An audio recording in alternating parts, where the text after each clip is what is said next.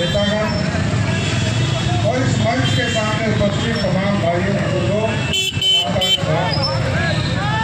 2014 के पहले का भारत और आज का भारत, 2024 का भारत, कितना बदला भारत, ये हमको और आपको समझना पड़ेगा। कल तक जो सरकार थी साथियों,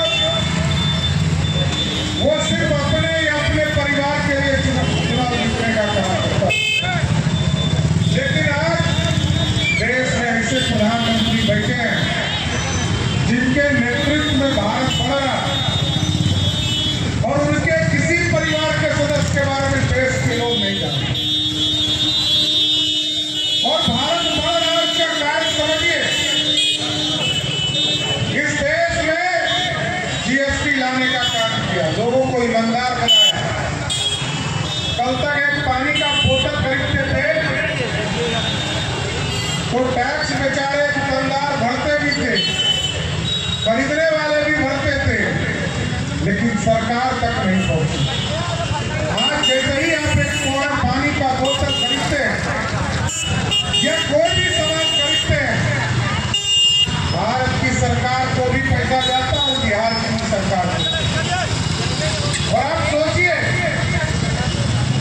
70 वर्ष की आजादी के बाद भी हम दुनिया के सुपर पावर नहीं बन पा रहे। दुनिया में धमक हमारी नहीं थी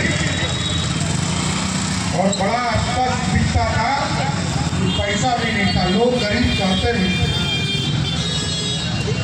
आज पूरे देश में 18 लाख करोड़ रुपया इस देश में रेवेन्यू के तौर पर आता है जीएसटी के माध्यम से। 14 लाख करोड़ रुपया इनकम टैक्स के माध्यम से आता है, सभी लोग देते। और पहले जब तक जीएसटी नहीं था, कोई बालू लेता था तो उसका टैक्स नहीं आता था, कोई सीमेंट लेता था उसका टैक्स नहीं आता था। आज भारत बढ़ रहा है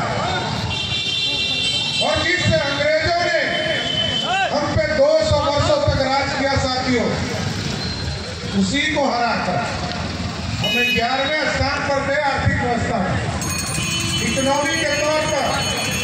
और आज देश के यशस्वी प्रधानमंत्री नरेंद्र मोदी जी के नेतृत्व में हम सीधे 11वें से उठकर अंग्रेजों को हराकर 5वें स्थान पर पहुंचे।